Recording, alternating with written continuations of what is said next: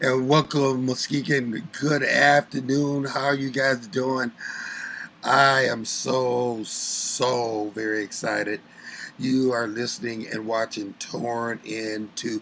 Now, before we start the show and I give you information, go to WVS um, or M106 Facebook sites. That's WVS 103.7 to be or WMV. Let me see. M106 Rock and Soul. And what I want you to do exactly what I'm doing. I want you to share this to your page right now. We have a very big show, and I got so much in. So anyway, like I'm doing, just share it to your page. Today's show. Okay, we want to make sure we get that in right now. We got so much news to talk about. Let me make sure I get this.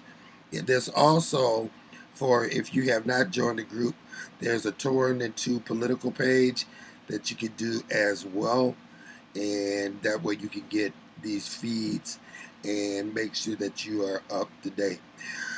So much to talk about. So much to talk about. So let's get into it. I'm excited. But let me give the weather. Let me give the weather first. The weather for Muskegon, 90% chance of rain, which is going to affect the football game if it rains. Um, let's see. We're talking about 79 degrees, low of 68. Saturday, high of 77, partly cloudy, low of 63. Sunday, high of 75, low of 54. Monday, high of 75, low of 53. Tuesday, a 50% chance rain, high of 73, low of 60. And about the same weather after that. Couple things, announcements before I go on. You can, if you miss this message, if you miss this, if you're driving right now and you want to see the show, you can always go back to WUVS 103.7 to be M106 to re-watch the show. You guys are saying, Greg, why are you so excited? Well, there's a couple things. The first thing is let me take care of this. 28 years ago tomorrow, there are several people that didn't give us 28 minutes. Me and my wife, Emily, were married, and tomorrow will be 28 years. I want to say, Emily, thank you for being a part of my life. I love you dearly, and I just look forward to the next 28, God willing, years to be married with you.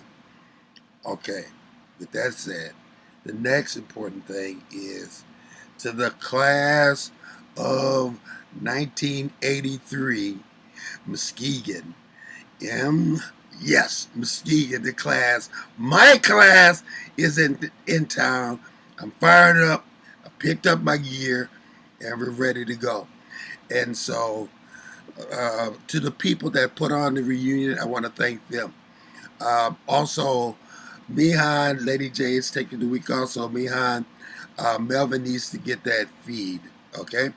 All right. Now, today's guest is a very special guest. We have known each other through various groups. Um, his wife played drums with the band Out of Control. There's just so many things that I can say, but I've known him for years. Uh, the one thing that I want to say about our guests, when it comes down to Muskegon, anything, nobody. And when it comes down to reporting and journalism, works as hard, does the studying, and put in the work as Mr. Bob Eacker. I have seen it. I've played for the Big Reds. I, I've coached for Muskegon. I had the privilege to do that. I had the privilege to be the mascot and privilege to be in the alumni band. So I know what I'm talking about when I introduce this guy. Nobody puts in the work like this guy. Nobody cares about making sure that the truth is told. when it comes down to the sports and the lives of our kids than this guy. Put your hands together for our guest, Mr. Bob Eacker. Everything Big Reds, football, basketball, you know it all. Thanks a lot, G. How you doing, man? Appreciate that. But Bob, as I said before, nobody does the work that you do. I read your reports, I read your studies, I read everything that you put in. Tell people a little bit about yourself before we go into all the work that you do. Okay, well, I was a graduate of Muskegon High School myself, class of 1987. Of course, I remember that was right around the time when the Big Reds were really getting on the map as far as high school football and the new playoff format. You know, the playoff format had come in 1975. Muskegon had won all those mythical titles prior to that, most recently in 71. And then my senior year, they actually won the state title in Class A over at the Pontiac Silverdome. If those old timers remember when the playoffs used to be held at the Silverdome. Mm-hmm. And so that was, again, my senior year. I didn't play on the team, but I was obviously one of the biggest fans. All my fellow classmates were a part of that. The year before was the first year that the team had actually made the playoffs under the MHSAA format. Mm-hmm. So there was just, a ton of excitement around football at that time at Muskegon High School, making the playoffs, getting in, kind of finding out what all that excitement was about, and then winning it the next year over at the Silverdome. So that's kind of how I, really got excited about Muskegon High School and football and all that was going on. And, fast forward a few years later, I had an opportunity to get into radio and started out just doing like most people do. You start in the studio, you learn how to run the board, how to play commercials, just doing all the behind the scenes work. And then eventually was offered an opportunity to go on the air and call some games. And it started out as my first assignment was over at WUBR AM in Whitehall, calling Whitehall and Montague basketball games. And so that's how I first got started, and then just kind of went from station to station, job to job. And in 2010, I was approached by Muskegon High School, Terry Clock at the time, and she said, would you guys be interested in doing all the Big Red games on the radio? Not just a game here or there, or the select games, but do all Big Reds all the time. And so we jumped on board in 2010, and now we're celebrating our 14th straight year. 14 years in the business. Yeah, wow. Just all Big Red football, and of course some basketball as well. But so we're obviously very excited, and now we got the new agreement with M106, our sister station here, with 103.7 The Beat. And we're very excited between Muskegon High School, the Big Red Radio Network, and M106 to get all these games on the air. And we're back. We're very glad to have you back with us. As you know, that you had a cut and break, and we brought you over to our family. And now that you're back, and we're happy to have you. Yeah, well, I'm very happy to be here. Okay. Bob, I want you to, before you talk about a little more about what you do, I want to talk about your connection with the kids and how important it is, because you really take extensive detail, timing to talk about the kids that play Big Red football or basketball. Yeah, well, I think it's, educating people on Muskegon High School and Muskegon Public Schools and the kids that attend there is a huge part of the broadcasts. Mm-hmm. And I think our coaches at Muskegon High School, whether it be football, basketball, or the other sports, they do a fantastic job of understanding what these kids have to go through and the process that it takes to become excellent. A lot of people think, they're just good athletes. They can just roll the ball out there and they're going to be fantastic. But it doesn't work that way. There's a lot of stuff that happens behind the scenes. And these kids have to go through a lot more than the average person to get to those levels of success and to be excellent. and to have those kinds of goals and ambitions, and then to be able to put in the hard work to achieve those things. A lot of people don't give them the credit that they deserve, Right. and don't understand what it takes to get through all these things in Mhm. today's society. And so we try to highlight that as best we can, because, obviously the big picture is when you're watching the football game on a Friday night at historic Hackley Stadium, and everything comes together and it's wonderful, and there's a lot of celebrating and jumping up and down, watching the Big Reds earn another victory. But when you start to look at all that had to happen before that to make that touchdown possible, to have those celebrations, to have all those fans in the stands at historic Hackley Stadium, you have to really appreciate what these kids do. So we try to emphasize that and try to talk with the coaches, get background information on all the kids, include that. We hand out bios to all the kids each season. They kind of fill those out. So that's some of the other things that they like to be involved with outside of sports, and the other things that they enjoy doing. But really, it's just about celebrating the student athletes. They always say student comes before athlete. Absolutely.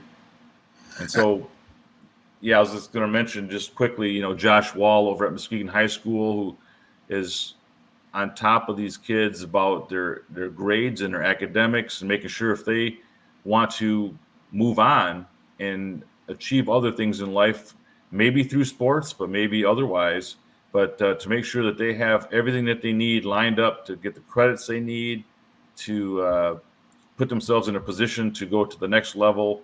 Again, whether that's playing in sports or not, but to be successful in life.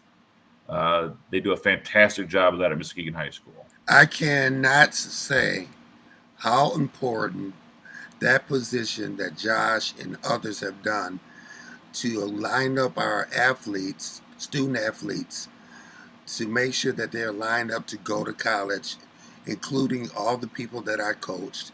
And they went on to a good college, including my daughter. And it took those counselors spending a little extra time with those grade reports and anything else. But that job brought in Division One. All of a sudden, Muskegon was known off the map because we had those kids were finally being recognized. Yeah, and Muskegon High School, I believe, was the very first school in the state of Michigan to have somebody in Josh's position as a full-time staff member. So it just shows you the commitment from people like Athletic Director Keith Guy, Superintendent Matthew Cortez. These guys are the ones who really had the vision to say, this is a position that we need. We need this person to do this job full time, to keep track of all these kids and all their grades and all their assignments and all the things that they want to look forward to in the future, and make sure they're preparing themselves so that they don't hit a roadblock at the very end when they think they've done everything they had to do to get there, or they've just been an excellent athlete and haven't thought about the academics, or maybe the academics are top notch, and then all of a sudden they kind of make a late bloom athletically, and then all of a sudden it's too late. So they're making sure from the 9th grade on that these kids are on track, getting all the academics that they need, making sure their grades are right, making sure their test scores are right, making sure they're eligible in the NCAA clearinghouse, all those things that have to happen. Nobody knows about those things, but Josh is the master of all. He knows all about it, and he makes sure that these kids will get every opportunity at the next level if they should choose to do that. I think all the kids used to hate Mondays because that's when those reports used to come to coaches like myself. Yep. And it was not a good day on Monday if I got a report from Josh. So I want to talk about not only, like you talk about it getting there. Nobody knows about Wilson Field and the 2-a-days unless you've been there. Don't walk on Wilson. Oh, don't walk on Wilson. That's Don't walk on Wilson. But the price that the kids pay, that this doesn't just start in August. This process is weightlifting and grades, and so it's so much more. Talk a little bit about that. Yeah, it really is. It's we kind of laugh that it's a 51-week commitment to play Big Red football or basketball and to play at the highest level. because I think they get the week off. Like if football season ends, typically it ends for Muskegon at Ford Field in the state championship weekend right after Thanksgiving, and then they get about a week off, and then they're back into it, which means for football. Now, some of these kids also play basketball. Some of them also run track or play other sports, have other activities. But as far as football goes, you're back in the weight room. You're doing things for football pretty much 51 weeks out of the year to prepare yourself for those August through November games. Mhm. And as you said, there's weight room, which is a constant throughout the season, throughout the year. And they're also academically, as you said, they keep up on their grades and on their assignments. And also there's a lot of there's camps that these kids can go to. There are the college visits that the coaches are kind enough to take time out of their own schedules during those downtime periods, and they take these kids on college visits. And it opens up a whole new world. You know, when they just get out and see different places, some of these kids haven't really been outside of Muskegon much. And then you go to these other college campuses and see different things and different people and have different experiences. And it can open up your eyes. And so it's a great thing that Muskegon makes sure that these kids get out and see things and get out and do things outside of their natural environment to just kind of say, hey, these are other opportunities you may not have thought of. Right. And then you have kids that run to, we were privy to have those kids run to the bowling team, and we go to state like 5 years. Right. So, I mean, the dedication of these kids, I don't think people know. One thing I want to talk about also before we get into is that you do a very detailed job of going into the history of Big Red football. On this date, 1961, Gene Roberts ran a touchdown. I'll never forget you saying that about my dad. Talk about knowing the history of football. Okay, well, that is near and dear to my heart, as you know, G. Muskegon started playing football in 1895. So we are about to start our 129th season of Big Red football at Muskegon High School. So I've kind of piggybacked my interest in my study of Muskegon history. You know, it started with that 100 Years in Big Red Football book. I remember that. It. Yeah, I'll show you the cover of it right here. Yeah. Many of our Big Red faithful will know this is the 100 Years of Big Red Football from 1895 to 1994. Mm-hmm. And that's kind of where it started. That book is co-authored by Ron Pesch and Mark Akinen. And so those guys put together, I think Ron started it as like an assignment while he was in college at Community. And he was working on a research paper, and he went into the Muskegon history, and he was going to try to find all the scores from all the games. Started out that way, but then it ended up in being in his book. And so I remember seeing this book in 1994 when they had their 100th season and thinking, wow, this is a treasure trove of information about Big Red football, going all the way back, pictures of the very first team. It's got like the top 10 opponents of all time, the top 10 rivalries. It's got the top 10 games that Muskegon has played over the years in those guys' opinion. And then in the back, it listed every single player who had ever lettered while being a student athlete, all the ones that had made all state, all conference. All of that was included in his book. So it's just an incredible amount of information. Every score from every season of all the games they've ever played, which is over 1,000 now total. Mm-hmm. And so that's kind of where it started. And then I took it to the next level and said, that's great information up to 1994.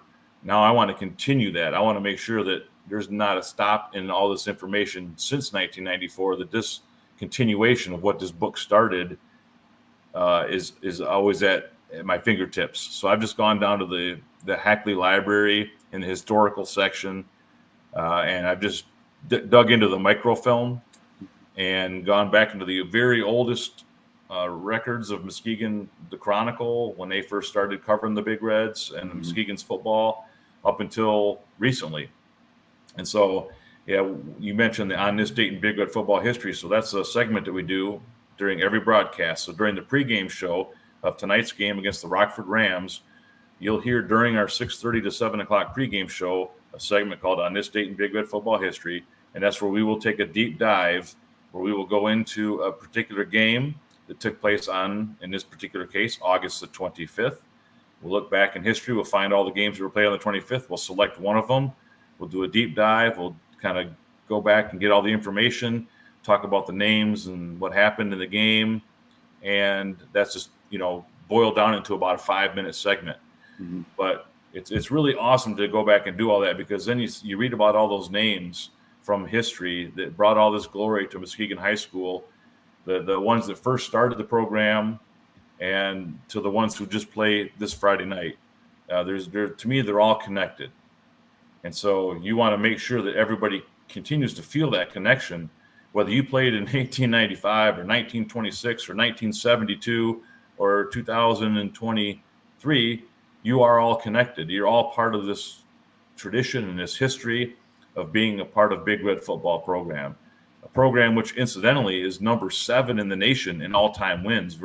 Many people know that we're the winningest team in the state of Michigan, but many people don't know that if you take all the high schools who have ever played football in the United States of America, Muskegon ranks number 7 in the entire country with 888 all-time victories. Now, I was going to talk to you about that, because not only doing the football, you announcing the game, you're actually looking at Pennsylvania and other schools that are in that top 10 to see how they're doing, to give them scores to see if Muskegon can move up on that ladder. Yes. We're always very, very keenly aware of where all these other teams are and where Muskegon ranks with those teams. And so, I put that in my binder every year. I start with the NFHS, which is the National Federation of High Schools. So if you go on the NFHS site, you can go back and look in the record book, and then you can see what teams have won how many games, and then they just kind of rank them like top 50 style. And so you can go on there, and after the season's over, you can get it updated. And so now you're up to date. So heading into the 2023 season, again, we know Muskegon is at 888 wins all time. And so trying to move up the list. So we will track the team that's in front of us, which happens to be Mount Carmel, Pennsylvania. Mm-hmm. They are the Red Tornadoes. And we have their schedule. I've already figured it out. They've got a 10-game regular season. They play pretty much on all Friday nights, just like we do here in Michigan. And so every Friday night when we're giving our Big Red score and broadcasting our game, we'll also update people on the Mount Carmel score, because we're always looking to see if we can climb that ladder and gain any ground on the Red Tornadoes for spot number 6. Now, before we talk about this year's team, I want to talk about, there's times when you announce, as a coach at Muskegon, I always told our students, whereas if it was volleyball, bowling, or track, I told them that don't worry about the officiating. Don't worry about, we have to play against the officials, the scorekeeper, the people that are making popcorn. Don't worry about it. Just keep playing your sport. And there's been some questionable calls. And how do you maintain your composure? It's tough. It's tough because, there are times when it does appear to be officiating that does go against the Big Reds and their student athletes. And that's the hard part. And I know Keith Guy has addressed this directly on a number of occasions, and Coach Shane Fairfield as well. And I did a little coaching there myself. And sometimes as a coach, you get really frustrated because there are times when other people don't really respect your student athletes Mm-hmm. or appreciate where they're coming from. Mm-hmm. They maybe have a certain stereotypical view of them, and they just kind of draw the line there. And so we've gone into especially some other gyms and other places, and we've seen situations pop up, and it's tough, because you're kind of like the dad, right? You're the protector as the coach of these student athletes. You want Right. them to get a fair shake, because you've been personally involved with them in the behind the scenes. You know what they've already gone through to get to this point, and you know the hard work and the dedication that they've put into their sport and in the classroom, etc. So you just want them to have a fair shake, right? You just want them to go out and compete. And when there are hindrances to that and makes it more difficult than it should be, it's very frustrating to be there, whether it's a coach or a parent or a fan. And sometimes it gets very difficult. But there's your point, and this is what we try to teach the student athletes, is that you can only control what you can control. And you can't waste a lot of your time and your energy on the things that you can't control, because that's when you'll get frustrated. Your performance will suffer. You'll, maybe react a certain way that isn't great out of that frustration. So we just try to keep the focus on controlling the controllables, worrying about the things that you have control over. And we tell them all the time, you can't control the crowd. You can't control what someone says or yells at you. You can't control officials making terrible calls. You can't control administration even treating you poorly when you walk off the bus. Little things that happen like that. So you just gotta stay in that mindset of, it's Muskegon against everybody, right? That's kind of the it's Muskegon against the world. I like what Coach Nick Saban from Alabama said. He told his players to don't look at the scoreboard, to concentrate on your position, and they'll win the game. And how important is that? Because there are a lot of games that Muskegon are close, but a lot of games where they're up fairly well. They've scored a lot of points. But Coach Shane is teaching those guys to every play, every down, to play your hardest. Yeah, and I think the biggest lesson in that is the way they are coached. Coach Fairfield, Coach Guy, and all the others, they never stop coaching these kids. It's not like you get ahead in the game and everyone just relaxes, right? Coach Fairfield knows where every kid on the field is supposed to be on every down, whether you're a starter, a second stringer, a freshman call-up, playing the fifth quarter.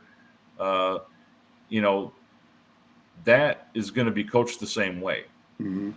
So that's a part of it. It's the conditioning of the way these guys are coached in practice all week long, and then during the games themselves, is these coaches hold themselves to an extremely high level.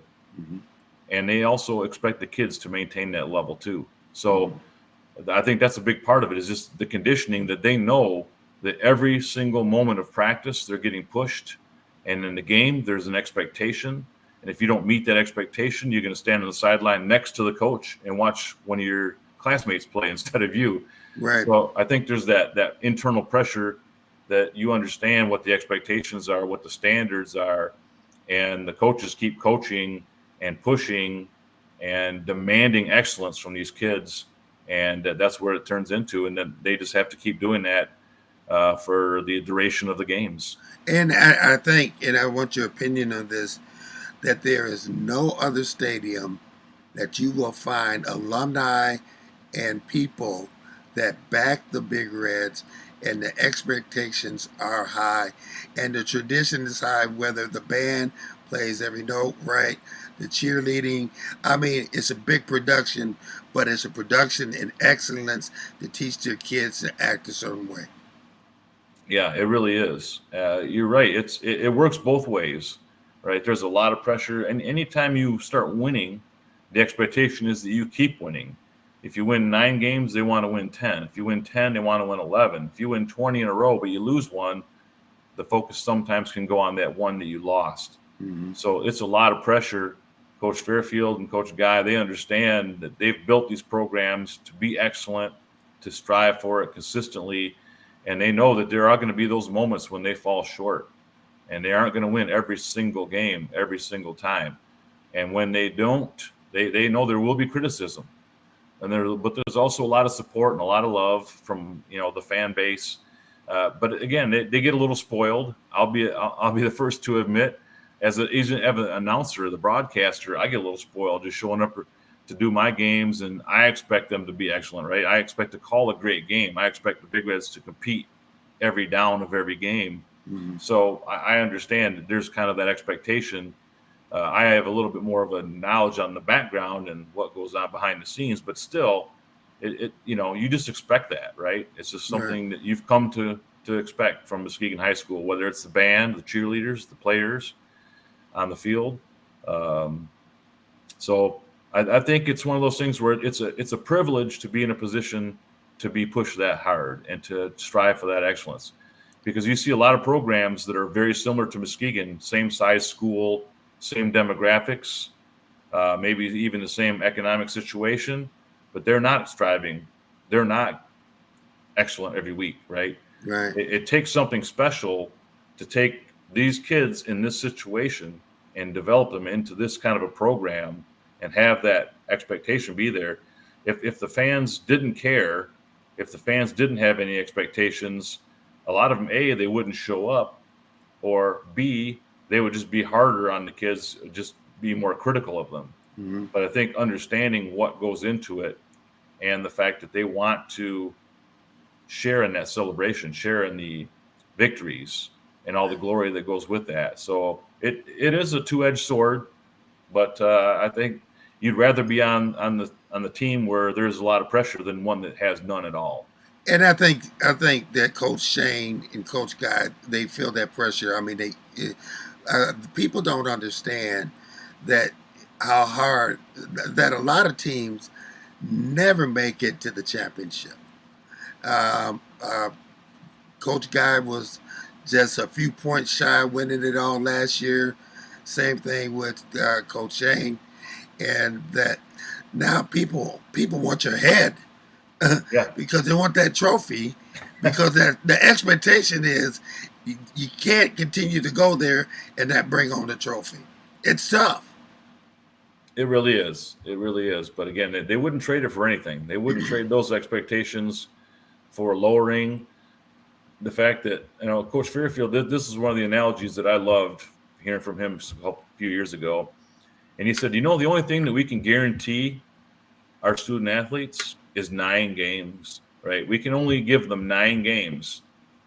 We can't promise them any more than that because there's not an automatic qualification for the playoffs in football. So you can't guarantee anything. You can't use last year or the last 10 years to get you into next year's playoffs, Mm-hmm. right? You have to earn it every single year. Mm-hmm. So he said the only thing we can guarantee these kids is 9 games. So we try to give them the best 9-game experience that they can possibly have. Because if the season ended after 9 games and they just said, well, there are no playoffs this year, would they still be considered a complete failure? Or would the kids still get something out of it? So they're teaching them and training these kids to get the absolute most they can out of every situation. Mm-hmm. And in this particular case in football, it's a 9-game schedule. If it goes beyond 9 games, you got to earn it. And if it goes 10 or 11 or 12 or 13 or 14, you got to keep earning every step of the way. Mm-hmm. So it's having that mindset that nothing is promised, nothing is given. You can't ride on the coattails of the past. Every year you've got to go out there and earn it again and again and again. Can't live on yesterday's clippings. You got to earn that game. That's true. Now, with that said, let's talk about the Big Reds this year. What can we expect? Let's talk about the roster. The early reports that I heard is that we have a lot of speed this year. Yes, we will not lack in that category. Big Reds are going to play fast, and they're going to play furious, and they're going to play physical. And that's Coach Fairfield likes to really push that part of the game. And he has got a roster full of kids that can make those things happen. So we saw in their scrimmage last week, they played at Granville High School. One of the teams there was Belleville. They are the defending Division I state champions. So Muskegon likes to put themselves in there with the best. And they took on Belleville at the scrimmage last week. They also took on host Granville and Traverse City West. But they look pretty good against Belleville, I will say. Belleville's got a ton of athletes. And it was a good match. And Muskegon's defense was swarming to the ball very well. They did not let anybody run on them on last Thursday when they played in that scrimmage. They got a couple passes on them, but Muskegon's defense was pretty tight, pretty tough, and very fast. So I think we're going to look forward to another great year defensively for Muskegon. Offensively, they seem to have a lot of returning star power in the slot and in the skill positions. Quarterback, of course, Mackay Guy starts that list of players. but he is one of the top quarterbacks in the state right now, and just a lot of talent. So yeah, we can get into the roster a little bit, but there is going to be a fast, ferocious, and physical style of football this year for the Big Reds. Now, last year we were a little young. It sounds like we have more players coming back this year. Yeah, that's definitely the case.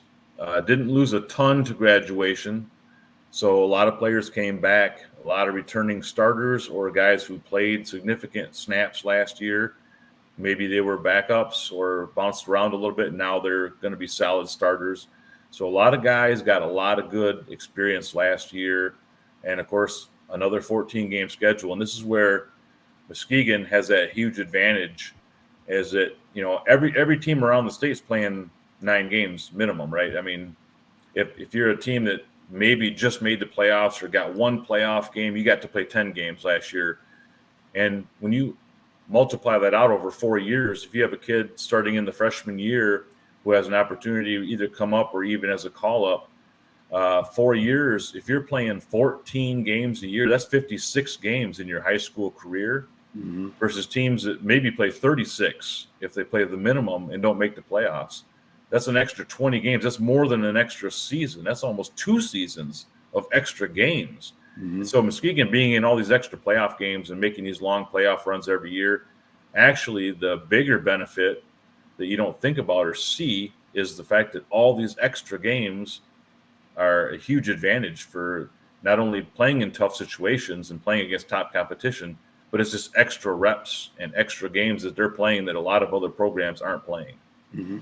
Let's talk about one of the elephants in the room is that a lot of us couch quarterbacks talk about Big Red and passing a little bit more. What are your thoughts? Well, here's the thing about Big Red football. We play an offense called the triple veer option. This was essentially brought to us through Tony Anise. Back when he started 2000 to 2008. He didn't have it when he started here, but once he realized the athletes and the potential at this school, he changed his mindset. He changed his offense to accommodate the athletes and the style of play that he thought Muskegon would be most successful at. And let's look what he's doing at Ferris. He's just killing it at Ferris. National champions at Division II Ferris State. But anyway, right. Tony brought in this triple veer option. It's been continued on. Matt Koziak was an offensive coordinator here. Now he's the coach at Mona Shores. Brent White was offensive coordinator here for many years, set records for most points scored in the season. High octane offense. Now you've got Tony Williams' son, right? On the coaching staff. I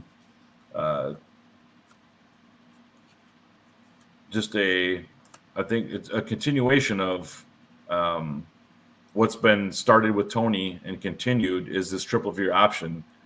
And what I think a lot of people don't understand about it is that the option is with the quarterback.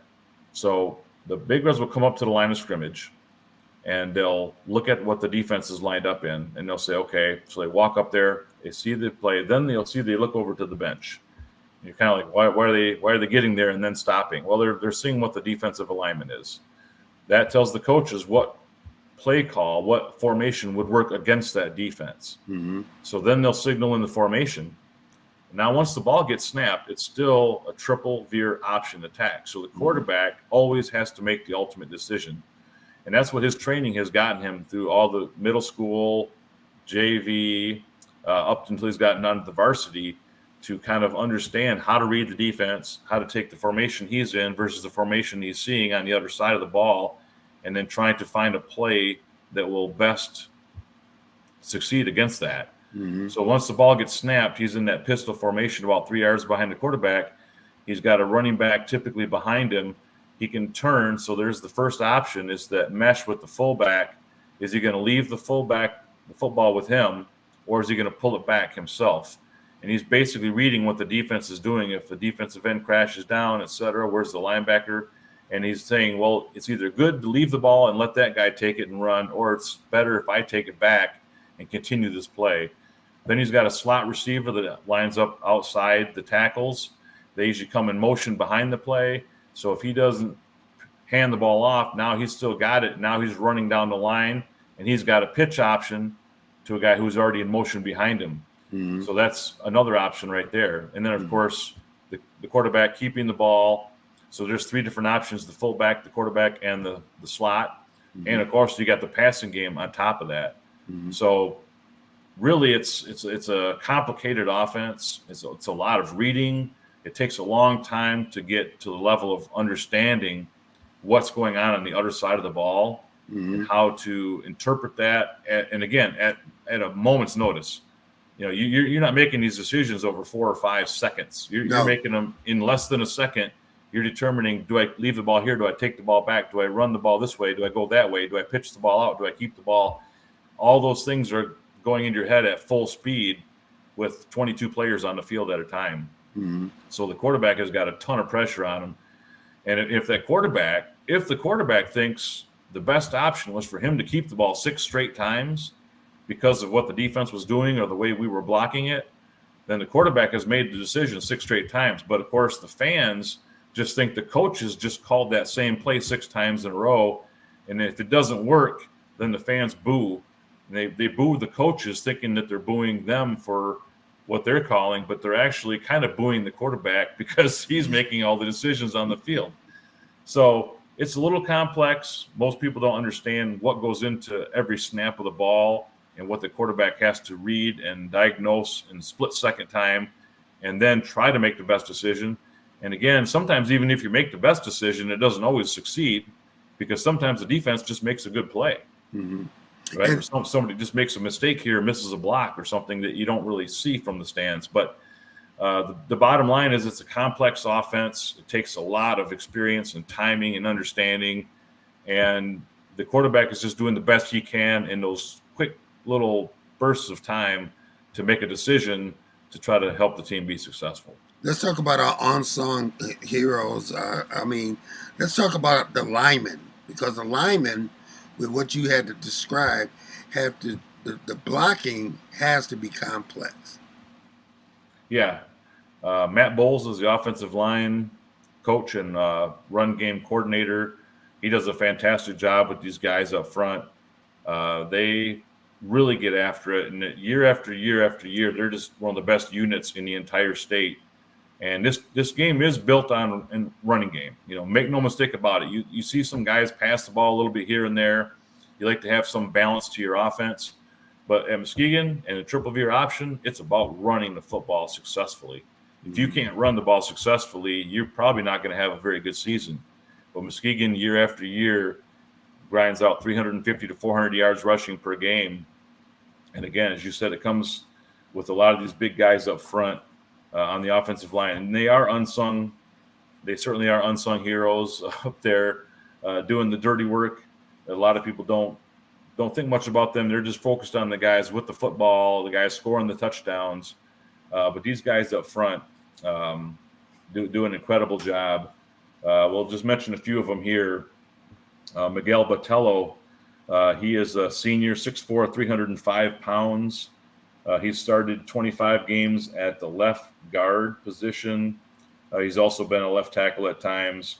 Versatile, smart, great frame, nasty, strong, finishes, plays with an aggression unlike any other guard they've had since about 2010. So he's just an absolute road grader and a great kid.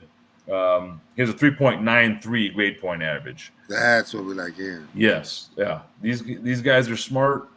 And a lot of people don't publicize that. And again, the stats they think about in football are touchdowns and points scored. But these are some really smart kids, very dedicated kids in the classroom. And that just adds to their prowess out on the football field. Carl Brooks is another one up front who will be a huge asset this year, another senior. He started on the offensive line since the sophomore year. He's a massive D1 prospect. who has a skill set comparable to Anthony Bradford, who is now in the NFL, of course, for Wow. the Seattle Seahawks. Wow. Incredible power in his hips and hands, wide frame, and he just loves to maul people. So that's just working on his a little pass protection techniques, etc. But he's pretty much the largest player on the roster at 6'4", 335 pounds. Wow. So he's another one of those big guys up front. This is going to be a huge asset to the Big Red ground game this year. That's quite the compliment if they're comparing him to Bradford.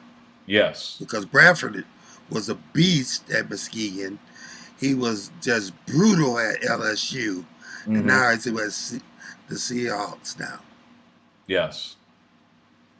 So now we talked on the offensive side of the ball. What about the defense side? Who are some of the guys that we should be looking out for? I think we'll start with Derikio Speech. He's the kid that's going to be at a middle linebacker spot. He's a junior this year. Second team All-Area Dream Team last year, 93 tackles last season, which was second best on the team. He is definitely a D1 prospect. He's ranked number 14 among linebackers in the state of Michigan and number 134 in the entire class around the country. Wow. So, and he's a hard hitter. He goes 6'1", 230.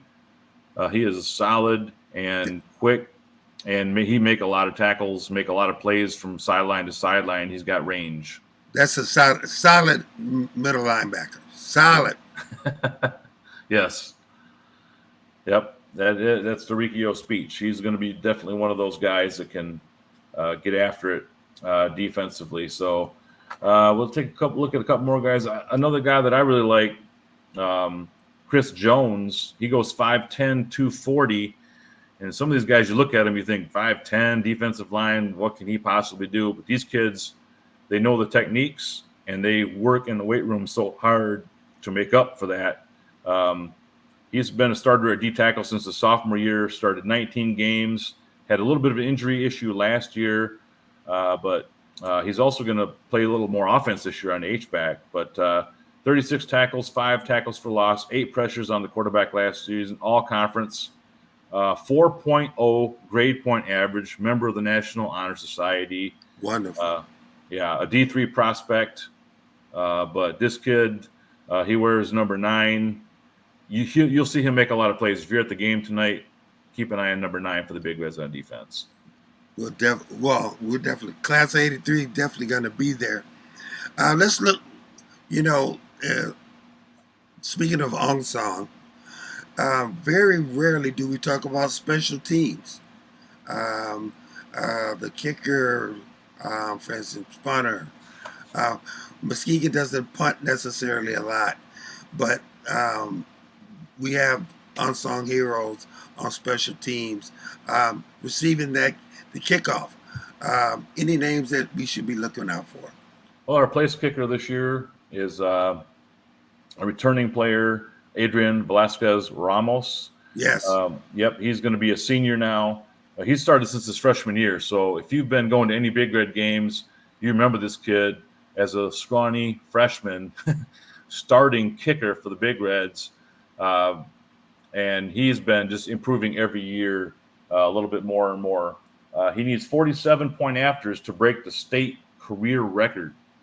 So wow. Big Red score, around 45 to 50 touchdowns. He's going to be right in the mix for setting a new state record for most point after kicks successful.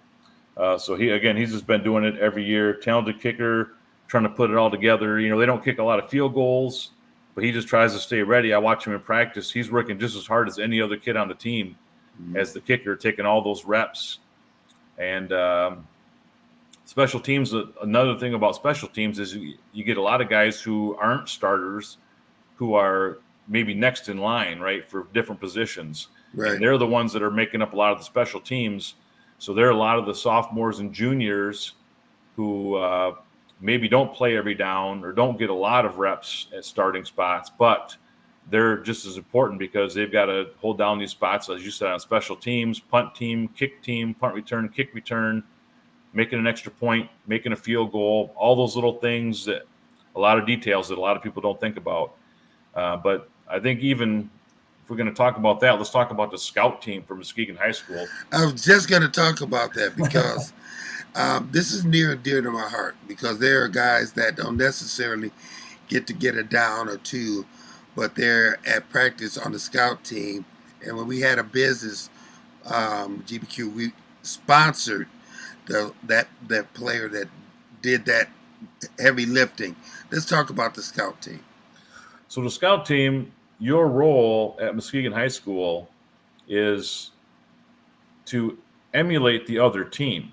So if we're playing Rockford tonight, all week in practice, you've had a scout team that's been trained to run the Rockford offense or the Rockford defense against our number one units. And so these are the kids who are going up against our number one. So you know how good our number ones are. Well, these kids got to go against them in practice every day. So that's our scout team. And they not only are they going against the best, they're also learning a new offense every week. So this week they're learning Rockford. Next week they're going to learn Warren De La Salle. Week 3 they're going to learn Holland. Week 4 they're going to try to emulate Mona Shores. So these kids have to be very versatile in the way that they perform to give the best look to our number one units to prepare them for what they're going to see on Friday night. So a lot of our backup kids, our kids that are on scout team, could very well start for other high schools. Right. No doubt about it. Right. But they take their lumps in practice going against the number one unit and then trying to learn an offense, trying to learn Rockford's tendencies and give them the best look that they can. So to me, more than the offensive lineman, more than the special team, the scout team to me is the most unsung part of a most successful program, because these kids are just working absolutely as hard as anybody else. They don't get any glory. They don't get any sunshine, but they are helping our team get better every day in practice. And a great look in practice is worth, invaluable on a Friday night. I think part of my coaching career, one of the greatest things that I had a chance was to coach the scouting teams against the number one teams. And you had a lot to learn, but one of the pleasures is that let's challenge the number one squad as much as we can, because we got to get them ready for the game. And I don't think that people really understand how important those guys are. You might not see them on the field a lot, but they are extremely important. They really are. And, Coach Fairfield, he will, whether it's a game film from last year or a scrimmage film that he saw, maybe Rockford when they were in their scrimmage, he will chart every single play that they run. And all 11 players for Rockford are charted to what they're supposed to be doing, where they're going on their assignments, on their film. And then that is turned into a folder, and then he shows that to our kids, and then they have to run those same plays. And so again, it's grueling, and the expectation is the same. So if you're on the starting team and you're on the scout team, in the coach's eyes, you're the same. The expectation is you're going to bring it on every snap, whether you're pretending to be Rockford or whether you're Muskegon's number one. The expectation is the same. So I've been at the practices, and I know you have as well. These coaches are on these kids. If they make a mistake, whether they're a scout player or a starting player, they're going to hear about it because, again, the expectation is there. So, yeah, but these two kids do an amazing job. The scout team, within the program, they know how important they are, that they are respected on this team by their teammates and by the coaches equally. Believe me, they say everyone's role is different, but everyone's value is the same. And that is very true here at Muskegon High School. So those are guys who just do amazing work. And, yeah, we won't hear much about them. They won't have any stats in the paper, but they are making this team better each and every day. Expectations. Do we have any new coaching changes? Or let's talk about our coaching staff. Of course, we got Coach Shane is back. Who's our offensive coordinator? We want people to know. And then let's talk about Muskegon's schedule. Starting with Rockford, then going to Warren De La Salle, I mean, we had Warren D. LaSalle. And then, talk about the schedule. Well, let's talk about the schedule first.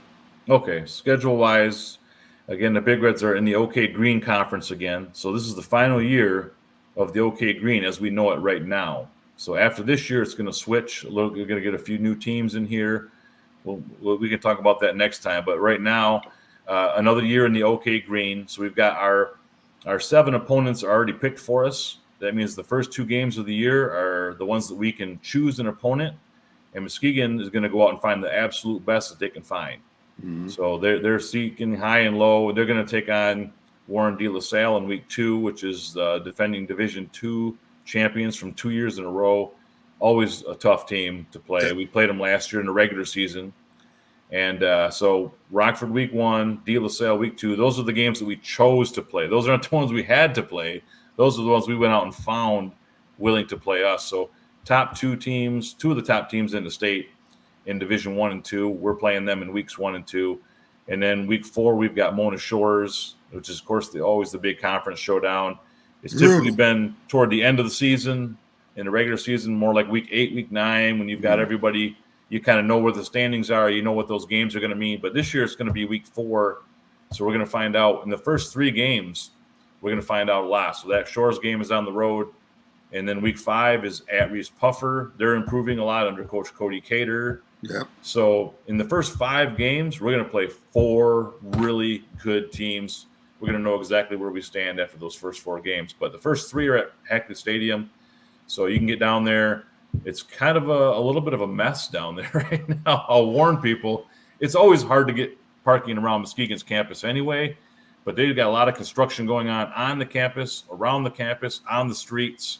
So allow yourself a little extra time to get down to historic Hackley Stadium because it is more of a challenge than normal. Wilson Field will still be open for parking to how many cars they can get in there, but parking around the actual campuses will be tough. I think Sanford Street will be somewhat finished. When I went down there to get my shirt, they were working really hard to get that street finished. Bob, anything else, last words that you want to say? Well, thanks for having me on. I'm, again, very excited about being on M106. Fans can listen to the game, of course, on WGM 106.1 FM or on the website, www.m106fm.com, or you can go on the Umoja app and select M106 icon there to listen to all the games. Very excited to be back. Happy anniversary to you and Emily. That's a great accomplishment for you guys, and enjoy it. Thank you, sir. Bob Eacker, thanks a lot, and we'll talk to you in mid-season. All right. Take care, G. All right. Take care. You have the voice, Bob Eacker. I really want to thank him for being on the show. Now, I got to make a disclaimer. The disclaimer is that, well, you got Muskegon on. What about Muskegon Heights? People, you should know us at WVS 103.7 to B and M106. That is in our range. These are our kids. We're talking about Muskegon today. We'll be talking about Muskegon Heights another week. We support all our kids. And Bob Eacker, if I would have had him on a little bit more, he would have agreed totally. Again, to the class of 83, welcome back to Muskegon. I can't wait to see you guys this week. And lastly, I have to say this, and I have to say it again, and let me clear my throat. Excuse me. My wife, Emily, for 28 years, 29 years, we've known each other for 30 several years, but we've been married tomorrow for 28. People, when you have somebody special out there, don't take them for granted. Emily, I don't take you for granted. I know how hard you work.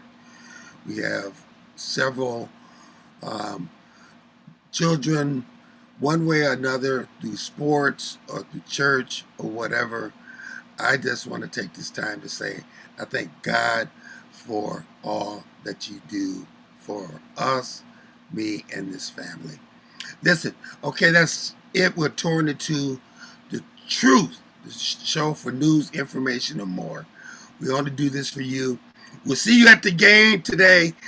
Go class of 83, and we'll see you next week. Take care. Go sow a seed in somebody's life. You don't know who you could be touching. Take care. God bless.